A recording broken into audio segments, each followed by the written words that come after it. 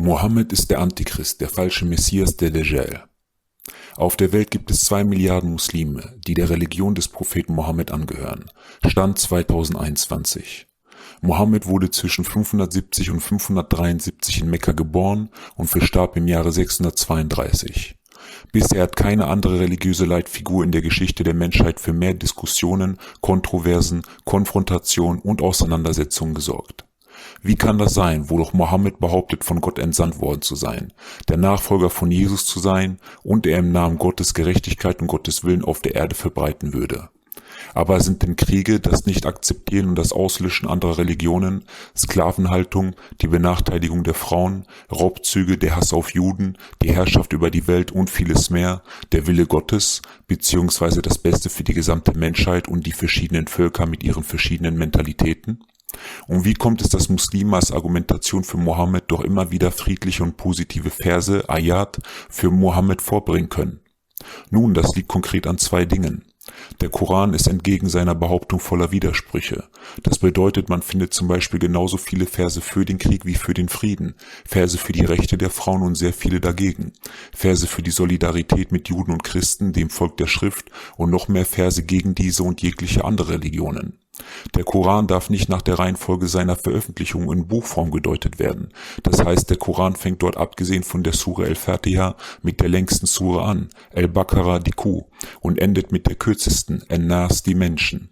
Er muss jedoch nach der zeitlichen Reihenfolge gedeutet werden, um ihn richtig zu verstehen und deuten zu können. Und diese zeitlich richtige Reihenfolge bzw. Chronologie beinhaltet eine ganz andere Reihenfolge der Suren, als die Reihenfolge, wie sie in der offiziellen Buchvariante des Korans angeordnet und vorzufinden ist. Das bedeutet, wenn man die zeitliche Reihenfolge des Korans betrachtet, so stehen die friedfertigen, toleranten und solidarischen Verse am Anfang und die kriegerischen, intoleranten und hasserfüllten am Ende und sind somit die aktuelleren Verse. Das sind dann die Verse, die für die Relevanz und korrekte Deutung des Korans tatsächlich zuständig sind. Denn diese spiegeln die aktuellste Fassung des Islams wider. Der aktuellste Islam befürwortet somit Krieg und das Bekämpfen nicht-muslimischer Ansichten und Gemeinschaften, bis die ganze Welt allein dem Islam unterworfen ist.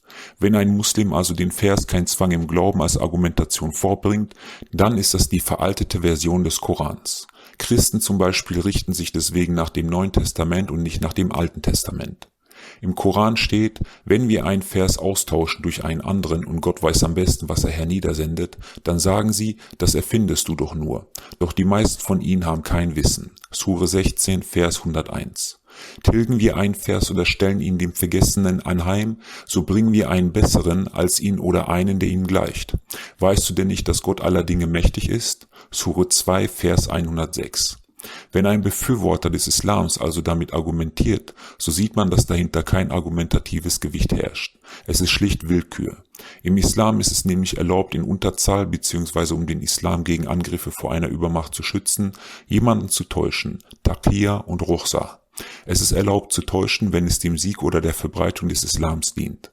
Die Gläubigen sollen sich nicht die Ungläubigen anstatt der Gläubigen zu Freunden nehmen. Wer das tut, hat keine Gemeinschaft mehr mit Gott. Anders ist es, wenn ihr euch vor ihnen, das heißt den Ungläubigen, wirklich fürchtet. Sure 3, Vers 28. Mohammed beschrieb seine Offenbarung folgendermaßen.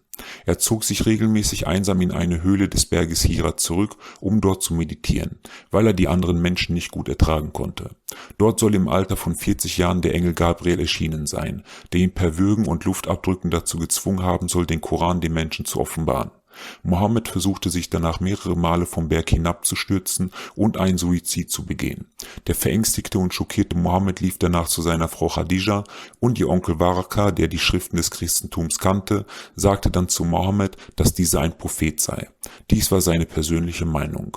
Die darauffolgende Unterbrechung bis zur nächsten Offenbarung dauerte sogar viele Monate, manche sagen sogar bis zu 3 Jahre. Wenn man bedenkt, was Mohammed im Laufe der Jahre alles offenbart wurde, so glauben mit der Zeit zu Recht sehr viele Leute, zum Beispiel auch Martin Luther, dass Mohammed nicht von einem Engel, sondern von einem Teufel bzw. Dämon befallen wurde. Wie oft wurde in religiösen Schriften darüber berichtet, dass der Teufel die Gestalt von Licht von einem Engel annahm, um Menschen und auch Propheten zu täuschen. Kritik wurde auch an der Vorgehensweise dieses geistigen Wesens geübt. Und die vorgebrachte Argumentation, Mohammed konnte aber Weissagen und prophezeien, attestiert ihm nicht automatisch ein gutes Wesen und die Prophetie eines Heiligen. Denn in Bibel und Koran konnte selbst der Teufel Weissagen und prophezeien. Eine Prophezeiung bedeutet also nicht automatisch, dass jemand Gottes Gesandter ist. Koran, Sure 4, Vers 119. Und ganz bestimmt lasse ich, der Teufel, sie fehlgehen. Und ganz bestimmt wecke ich Wünsche in ihnen.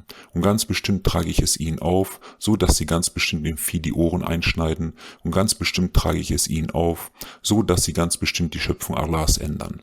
Und wer sich den Teufel als Schutzfreund nimmt, anstatt Allah, der hat schon ganz klaren Verlust erlitten. Der Teufel konnte also auch Weissagen und hatte Recht behalten. Warum Mohammed sich oder den Teufel dann überhaupt verraten sollte, indem er über ihn offenbart und prophezeit? Nun, es gibt ein berühmtes Sprichwort. Der größte Trick, den der Teufel je gebracht hat, war die Welt glauben zu lassen, es gebe ihn gar nicht. Wie oft haben Teufel und Verführer sich schon als etwas anderes ausgegeben und andere gewarnt, obwohl sie selbst das Böse personifizierten. Ist dies etwa ein großer oder aufwendiger Trick, wodurch der Teufel der beste aller Täuscher ist? Man lenkt den Verdacht so am besten von sich ab. Und schließlich braucht der Teufel eine manipulierbare Anhängerschaft, um sich ein Gefolge, ein Heer und ein Imperium aufzubauen. Klar schafft man dann zusätzlich Feindbilder, polarisiert und täuscht. Es gibt also zwei Möglichkeiten, mit Mohammed und dem, was er der Weltgeschichte angetan hat, umzugehen. Erstens, man attestiert ihm eine Geisteskrankheit, einen Wahnsinn, eine Psychose. Man würde ihn also entschuldigen, indem man sagt, er selbst sei psychisch krank geworden und ist selbst fehlgeleitet gewesen. In seinem Wahn und aufgrund seiner einnehmbaren Persönlichkeit und seinem Charisma hat er es dann trotzdem geschafft, unzählige Menschen fehlzuleiten. Ihn trifft aber nicht die Schuld für die Naivität und Einfältigkeit der anderen 2 Milliarden Menschen, weil er selbst unzurechnungsfähig war. Zweitens, Mohammed hat tatsächlich eine Offenbarung von einem bösen Hören oder geistigen Wesen erhalten, und weil er dem nicht standgehalten hat oder eine Affinität zu diesen, zum größten Teil wahnsinnigen, hochmütigen, imperialistischen, verwerflichen und menschenverachtenden Mitteilungen hatte, hat er sich bewusst schuldig gemacht. Ich meine, wie viele Menschen erhielten und erhalten heute noch psychotische Schübe oder Offenbarungen oder hören und nehmen Geister wahr. Während alle Betroffenen dadurch zwar krank gemacht und stark verwirrt werden, schaden die einen trotzdem keinen anderen Menschen, weil deren Herzen, Charaktere und deren Seelen es aus moralischen Gründen dennoch nicht zulassen. Wie viele andere dagegen sind jedoch dem Bösen zugeneigt und folgen dann und handeln nach diesen bösen Eingebungen. Letztendlich ist es dann doch eine Frage des Charakters und der individuellen Absichten. Denn von 2 Geisteskranken, die zu hören bekommen, töte jemanden, tut der eine es trotzdem nicht, auch wenn er leidet. Der andere dagegen tut es, weil dieser schlechte Gedanke seiner Seele und seinem Charakter ähnlicher ist und er selbst schlechte Charakterzüge und Anteile besitzt oder dem somit leichter nachgibt und weniger guten Widerstand besitzt. Jedoch sollte man wie gesagt nicht vergessen, dass manche geisteskranken Menschen wirklich unzurechnungsfähig sind und den schlechten Suggestionen einfach nicht standhalten konnten. Der Koran ist nun ein zutiefst schizophrenes Werk und es gibt unzählige Verse, die sich widersprechen. Hier nur ein paar wenige von sehr vielen Beispielen aus dem Koran.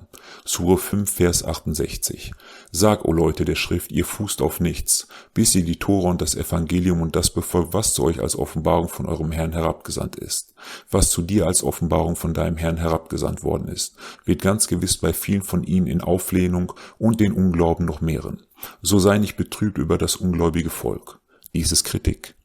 Gewiss, diejenigen, die glauben und diejenigen, die dem Judentum angehören und die Sabäer und die Christen, wer immer an Allah und den jüngsten Tag glaubt und rechtschaffen handelt, über die soll keine Furcht kommen, noch sollen sie traurig sein. Dies ist Lob. Dagegen wieder in Sure 3, Vers 85. Wer aber als Religion etwas anderes als den Islam begehrt, so wird es von ihm nicht angenommen werden und im Jenseits wieder zu den Verlierern gehören. Dies ist wieder Kritik. Und dann prallen auch noch der Koran und Mohammed mit Versen wie Gott ist der eine, Gott ist der Absolute, ein Unikat, eine einzige Einheit. Mohammed behauptet, das Buch stamme von Gott und das trotz aller seiner widersprüchlichen, schizophrenen Verse. Es kann also ein Muslim zu dir kommen und freundlich argumentieren und sagen, schau hier diese zahlreichen friedvollen Verse. Doch andererseits kann auch ein Salafist, ein Radikaler oder ein Anhänger des IS, Islamischer Staat, zu dir kommen und sagen, schau hier, wir müssen euch bekämpfen, ihr seid Ungläubige, ihr verdient den Tod. Wer von beiden argumentiert nun authentisch für den Islam? Nun, es ist ganz klar der Radikale, der Islamische Staat. Denn die friedvollen Verse wurden am Anfang von Mohammed offenbart, als er noch von den Mekkanern gejagt wurde und seine Anhänger Unterstützung und Asyl brauchten und suchten. Seine Anhänger flohen zu den Christen aus Abessinien und seine Anhängerschaft wurde dort freundlich aufgenommen und geschützt. Zu dem Zeitpunkt äußerten sich Mohammed und der Koran natürlich noch tolerant gegenüber Juden und Christen, denn sie brauchten schließlich Hilfe. Als Mohammed und seinen Anhängern schließlich die Flucht gelang und sie Jahre später zahlreiche Anhänger hatten und sich noch einmal ein paar Jahre später eine ganze Streitmacht bildete, wurden plötzlich die intoleranten Verse offenbart. Die Art von Versen, die verboten, Juden und Christen zu Freunden bzw. Verbündeten zu nehmen. Verse, die keine andere Religion mehr akzeptierten und zu Krieg und Bekämpfung Andersgläubiger aufriefen. Sure 5, Vers 51: O ihr, die ihr glaubt, nehmt nicht die Juden und die Christen zu Schutzherren, Freunden, Verbündeten. Sie sind einer des anderen Schutzherren. Und wer von euch sie zu Schutzherren nimmt, der gehört gewiss zu ihnen. Gewiss, Allah leitet das ungerechte Volk nicht recht. Was bitteschön sollen das für ein Gott, eine heilige Schrift und was für ein Prophet sein, die so politisch abgebrüht und hinterlistig handelten und Leuten, die ihnen halfen, im Nachhinein den Krieg erklärten, nachdem sie erst genug Macht hatten. Abscheulich. Genauso etwas führt zu dauerhaftem Misstrauen, dauerhaften Konflikten und Kriegen zwischen verschiedenen Völkern, Religionen und Menschen. Aber sind wir mal weiterhin ehrlich und objektiv und versuchen sogar die Sichtweise der Araber zu verstehen. Die Christen standen mit dem mächtigen byzantinischen Reich vor der Tür Arabiens und verunsicherten zu Recht die Araber. Nehmen wir also für einen Augenblick Mohammed im Schutz und sagen, er wollte sein Volk und seine Landsleute retten und vereinen. Dann wäre dies doch aber auch als Feldherr möglich gewesen oder als jemand, der sich als religiöser Führer ausschließlich für die Araber und ähnlichen Völker ausgab.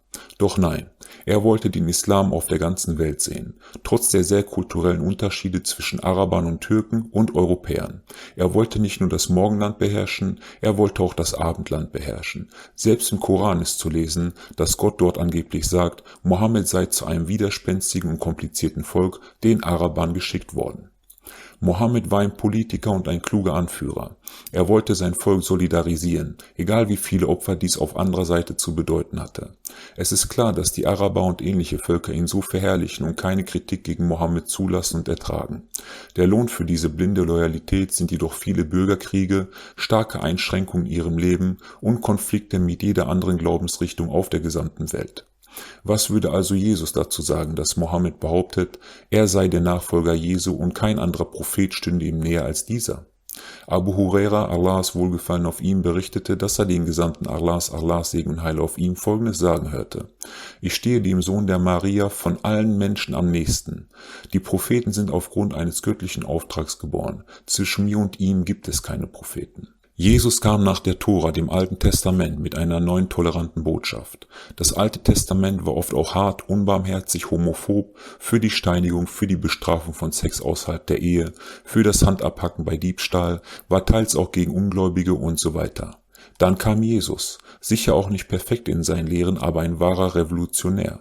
Er selbst war ein Sohn einer Mutter, die unehelich ein Kind zur Welt brachte. Jesus zeigte Barmherzigkeit gegenüber Maria Magdalena, einer Prostituierten, Barmherzigkeit gegenüber Ungläubigen. Er war gegen Gewalt, gegen einen Zwang im Glauben, gegen die harten Strafen und das zu strenge Richten der Menschheit. Er überließ dies Gott. Jesus steinigte niemanden, war für die Liebe, war gegen das Abtrennen von Händen bei Diebstahl und so weiter.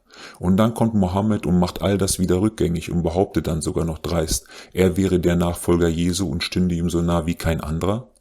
Jesus würde sich am liebsten im Grab umdrehen, wenn er so etwas hören würde. Jesus selbst warnte doch, dass nach ihm ein Täuscher kommen würde. Jesus sagte: Wenn dann jemand zu euch sagt, seht, hier ist der Messias, oder seht, dort ist er, so glaubt es nicht, denn es wird mancher falsche Messias und mancher falsche Prophet auftreten, und sie werden Zeichen und Wunder tun, um, wenn möglich, die Auserwählten irrezuführen. Ihr aber seht euch vor, ich habe euch alles vorausgesagt. Synoptische Apokalypse, Markus 13,2, 1 und folgende. Die Bibel selbst prophezeite also den Antichristen und die Beschreibung passt sehr gut zu Mohammed. Muslime dagegen argumentieren, dass Mohammed der Gepriesene heißt, und weil der Begriff der Gepriesene öfter in der Bibel auftaucht und den Gepriesenen ankündigt, sei deswegen Mohammed dieser Erwählte. Das ist natürlich eine schwache und eigenfällige Argumentation, weil eine Menge Leute den Titel oder den Namen der Gepriesene tragen und bereits vor Mohammed trugen. In der Bibel steht: Das Gesetz aber ist nicht des Glaubens, sondern der Mensch, der es tut, wird dadurch leben. Christus aber hat uns erlöst von dem Fluch des Gesetzes. Galaterbrief 3, 12-13. Und dann taucht tatsächlich Mohammed mit so einer Vielzahl an Gesetzen und Verboten auf. Diese sind genauso zahlreich wie alle auferlegten Pflichten und harten Gesetze im alten, längst überholten Testament. Mit dem Unterschied, dass die Offenbarung des Alten Testamentes tausende Jahre vorher begonnen hat, von mehreren Propheten stammte und mit der Zeit speziell durch Jesus gelockert wurde. Wer den Regeln von Mohammed folgen wird, wird früher oder später emotional, psychisch, sozial oder mental daran zerbrechen. Was dieser Mensch seinen Gefolgsleuten für Regeln und Pflichten auferlegt hat, ist unmenschlich und beraubt jeden eines normalen, funktionierenden und ablaufenden Lebens. Wären es nur Regeln wie nicht stehlen, nicht töten und so weiter, dann könnte man es nachvollziehen. Aber Mohammed verbietet Glücksspiel, Wein, Schweinefleisch, verpflichtet zum Kämpfen gegen Andersgläubige, mindert die Rechte der Frauen, macht die Verhüllung der Frau zur Pflicht, verbietet Bündnisse und Freundschaft mit Andersgläubigen, verbietet das Malen und Zeichnen von Bildern mit Menschen und Ähnlichem, verbietet verschiedenste Künste, verbietet Musik, verbietet das Anfertigen von Statuen und Figuren, verpflichtet zu 5-mal Beten am Tage, verpflichtet zum Fasten, zur Pilgerfahrt, verbietet das Anschauen von attraktiven Frauen und Männern, verbietet Tanzen, verbietet das gemeinschaftliche Gebet von Mann und Frau, fordert Handabhacken bei Diebstahl, fordert Steinigung und Auspeitschen, erlaubt Kriegsbeute und Sklavinnen und den Sex mit ihnen, verbietet muslimischen Frauen die Ehe mit Nicht-Muslimen, Sure 60, Vers 10, oder sich in diese zu verlieben und vieles mehr. Was für ein abscheuliches, menschenverachtendes, menschenerdrückendes, einsperrendes Gesetz. Wer diesen Regeln folgt, lebt in der seelischen Hölle und wird früher oder später psychisch erkranken. Das traurigerweise Amüsante ist, dass Mohammed, es wurde sehr geschickt von ihm fabriziert, in seinen Hadithen selbst vor dem Antichristen warnte und zu seinen Anhängern sagte: Ich fürchte, ihr werdet es nicht verstehen. Es wurde berichtet, dass der Gesandte Allahs sagte: Ich habe euch so viel über den Dajjal, Antichristen, erzählt, dass ich fürchte, ihr werdet es nicht verstehen. Der Dajjal wird ein kleiner Mann sein, sichelfüßig mit lockigem Haar. Er wird einäugig sein, wobei sein Auge weder hervorsteht noch eingesunken ist. Wenn ihr über ihn verwirrt seid, dann denkt daran, dass euer Herr nicht einäugig ist. Als Mohammed einmal den Dajjal detailliert in seinem Aussehen beschrieb, stürmte sofort einer der Zuhörer los und wollte jemanden aus der Gemeinschaft umbringen, laut Hadith. Das lag daran, dass die Beschreibung Mohammeds von dem Dajjal mit seinen stark gekräuselten Haaren sehr gut zu der eines Arabers passte. Ich wandte mich um und sah einen Mann mit rötlicher Haut, gut gebaut, mit lockigem Haar, blind auf seinem rechten Auge, während das linke aussah wie eine schwebende Traube. Ich fragte: Wer ist das? Sie sagten: Das ist der Dajjal. Die Person, die ihm am ähnlichsten sieht, ist Ibn Qatan. Es wurde auch gesagt, der Gesandte Allahs sagte: Der Dajjal wird einäugig sein, blind und erkrankt auf seinem linken Auge mit dickem Haar. Er wird bei sich ein Paradies und eine Hölle haben, doch seine Hölle wird ein Paradies sein und sein Paradies wird eine Hölle sein. Auf der Stirn des Dajjals soll Kafir, Ungläubiger, stehen. Nun, wenn jemand dauerhaft zornig ist, so runzelt er seine Stirn. Dies passt sehr gut zu Mohammeds Predigen, Lehren und Befehlen zu Krieg, Hass und Strafe.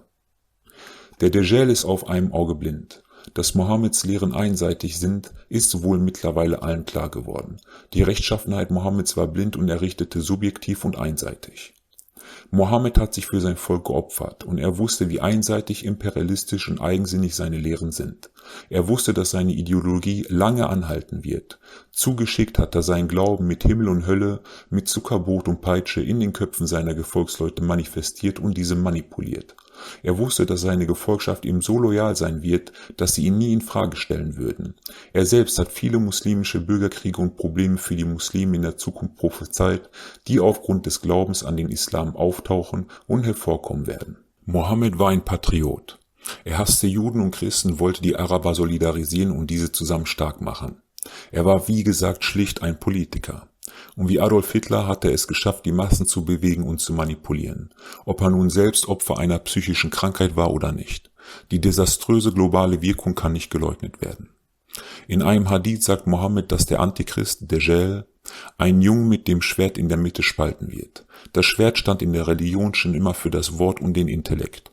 Das heißt, er macht vor allem junge Menschen, die sich in einer noch jungen Lernphase befinden, schizophren. Und das tun Mohammeds Lehren, wie wir gesehen haben.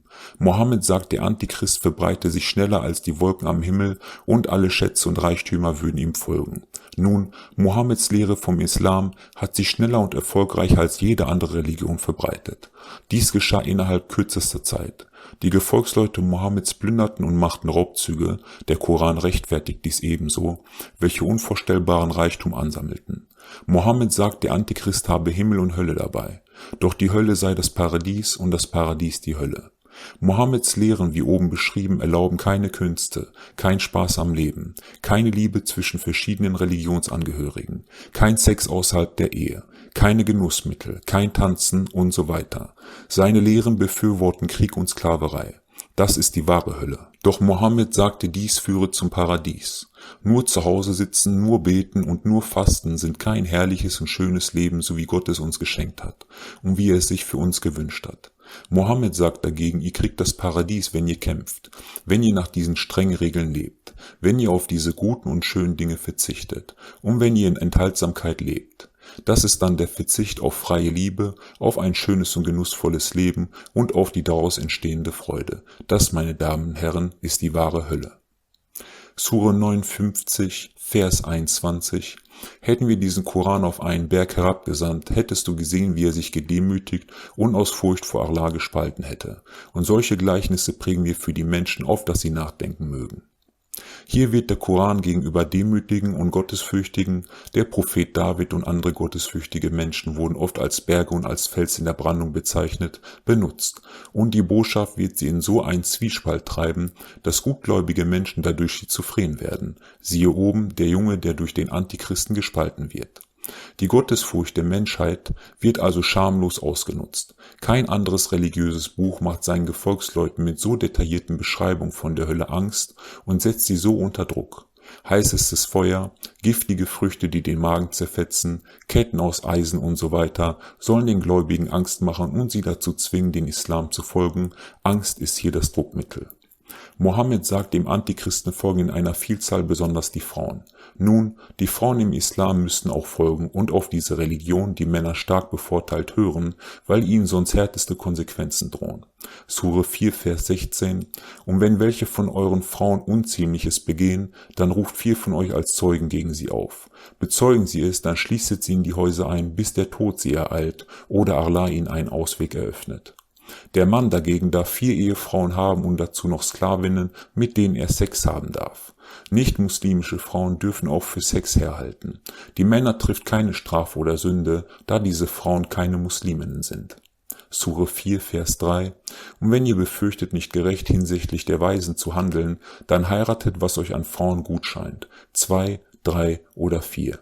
Wenn ihr aber befürchtet, nicht gerecht zu handeln, dann nur eine oder was eure rechte Hand, Sklavinnen, besitzt. Das ist eher geeignet, dass ihr nicht ungerecht seid. Sure 4, Vers 24. Und verboten sind euch von den Frauen die Verheirateten, außer denjenigen, die eure rechte Hand besitzt, Sklavinnen. Sure 4, Vers 26. Und wer von euch es sich nicht leisten kann, freie gläubige Frauen zu heiraten, dann was eure rechte Hand besitzt, nämlich eure gläubigen Kriegsgefangenen. Sure 23, Vers 5. Und denjenigen Männern, die ihre Scham, Nacktheit hüten, außer gegenüber ihren Gattinnen oder was ihre rechte Hand an Sklavinnen besitzt. Denn sie sind hierin nicht zu tadeln. Das Erbrecht im Islam ist ebenso eine pure Diskriminierung der Frau. Einer Frau steht nur die Hälfte des Anteils des eines Mannes zu. Sure 4, Vers 12. Allah verordnet euch in Bezug auf eure Kinder, ein Knabe hat so viel als Anteil wie 2 Mädchen.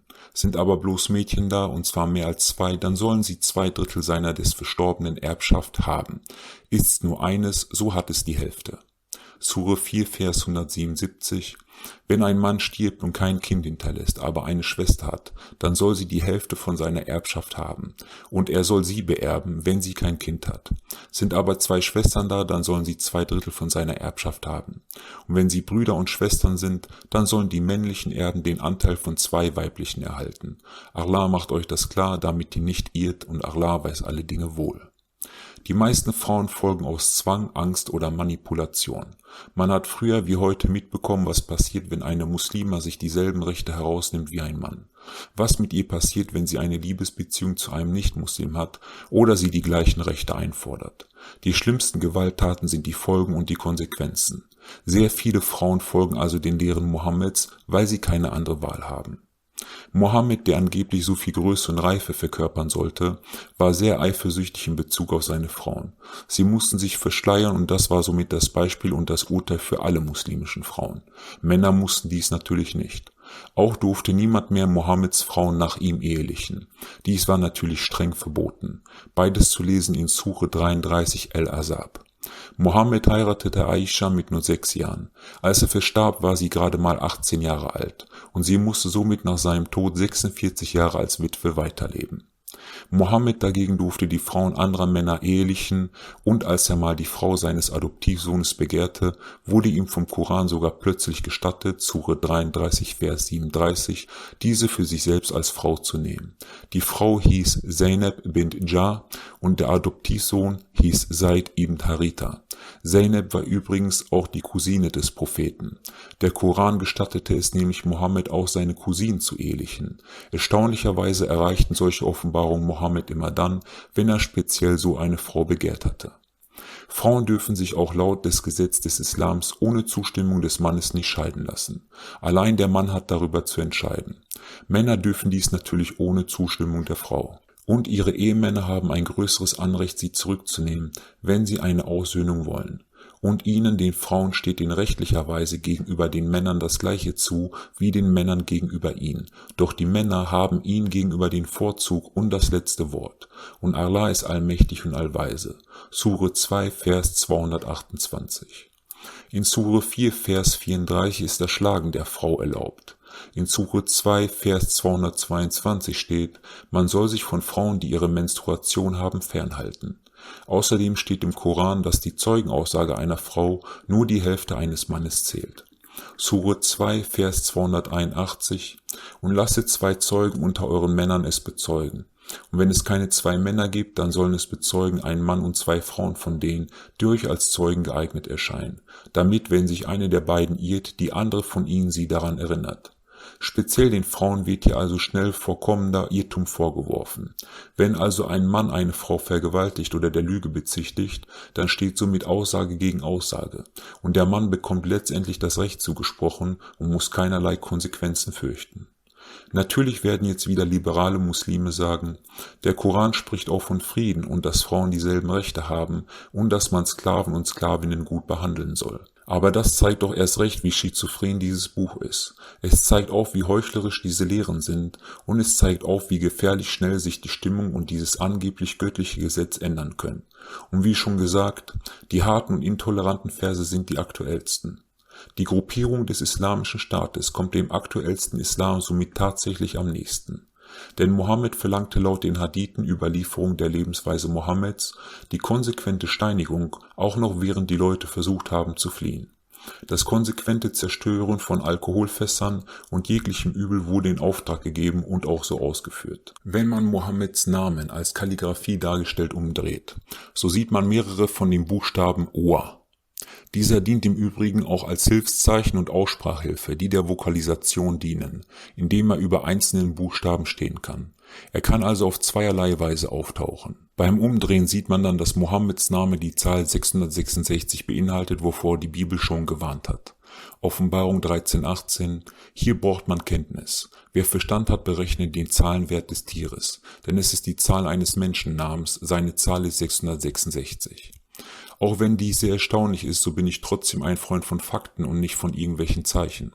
Doch gerade die Fakten belegen nun mal, dass Mohammeds Lehren selbstsüchtig, manipulativ, gefährlich, gewalttätig, unterdrückend, irreführend, teils sehr hasserfüllt, schizophren und widersprüchlich sind. Dafür braucht man keine Zeichen, sondern einfach nur einen gesunden und humanen Menschenverstand. Nur weil Mohammed auch gute Taten getan hat, wie Spenden, Fasten, den Armen helfen und so weiter, bedeutet das nicht automatisch, dass er insgesamt ein guter Mensch war. Denn die Folgen seiner Lehren und seiner Religion und seiner gewalttätigen und hasserfüllten Botschaften sind unterm Strich gesehen viel schlimmer. Seine Lehren sorgen seit 1500 Jahren für starke Konflikte, Kriege und Hass. Muslime wollen nur um seiner Lehren willen den Islam auf der ganzen Welt sehen. Es gab in der Geschichte viele Menschen, die für ihr eigenes Volk Gutes taten, trotzdem waren sie bösartige Menschen und ihre Ziele brachten Verderben. Hitler, Stalin, Trump und viele mehr. Dies ist kein Vortrag, welcher Hass gegen Muslime schüren soll. Dieser Vortrag soll Muslime befreien. Und dieser Vortrag soll auch nicht zu einer anderen Religion missionieren. Es steckt eine rein gute Absicht dahinter. Ich wünsche allen Muslimen von Herzen, dass sie sich endlich aus diesem Gefängnis des falschen Glaubens befreien können und dass sie ihr Leben in positiven, friedlichen und liebevollen Zügen genießen, ohne dass sie falschen und irrsinnigen Zwängen unterworfen sind. Des Weiteren empfehle ich Informationsmaterial wie zum Beispiel Videos und Bücher von der Frau Wafa Sultan und dem Mann Hamid Abdel Samad. Für mich sind beide Menschen größte Helden. Ich wünsche euch allen alles Gute, der Friede sei mit euch.